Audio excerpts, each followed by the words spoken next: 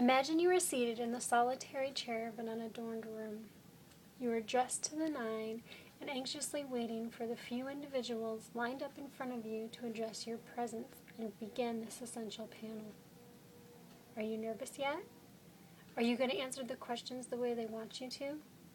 Or better yet, what on earth are they going to ask you?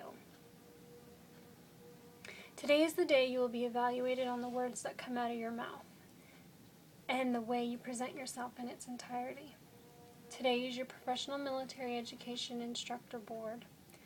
Are you going to make the cut? This process is a deciding factor, along with strict documentation attached to my package and that determined my next career move. As luck would have it, I did make the cut, and I am now on my way to becoming McConnell Air Force Base's newest Airman Leadership School military instructor. Today I will briefly cover the transition, commitment, and application that I will learn and take along with me in my ALS journey. I will talk about the beginning processes of the shadowing and training, and then I will go into the school and educational requirements before I can become the instructor I did strive to be. After that, we will bring it all together into coming back to McConnell and applying everything I learned for the next 4 years to come. 1 August 2011, I'll be shadowing my first class, my first Airman Leadership School class. The idea is to get a feel of the classroom environment and educator's perspective. I'll be exposed to different teaching styles and techniques.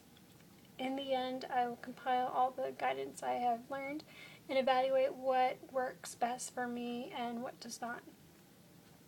Now that we have a background of the beginning processes, we'll look into what academic requirements I must fulfill before receiving my position.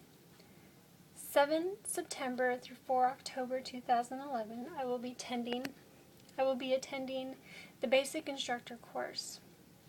My objective will be to learn how to evaluate my own teaching and speaking techniques.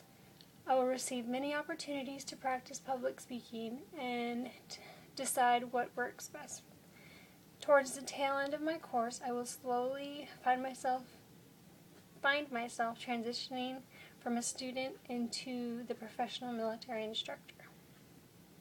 I will then return to McConnell Air Force Base in early October and apply my new skills to the career for the next 4 years to come. Now you should have a clear understanding of the introduction and orientation processes of what it takes to transform into an Airman Leadership School instructor. The Air Force can be a fast-paced profession. However, if you let yourself get wrapped up into the monotonous daily tasks, the whole experience will bypass you before you have a chance to let it work for you. I love the opportunities that I have been privileged to take part in and would love more than anything to give back to the Air Force any way that I can. I found that no matter what career field you are in, transition, commitment, and ultimately application of what you have gained is an expected part of life. Instead of extinguishing the flame that compelled me to enlist into the United States Air Force altogether, I have chosen to expand the blaze. My hope is to have this promising journey be the continuous guiding light that illuminates my path for the next 4 years and so on to come. Thank you.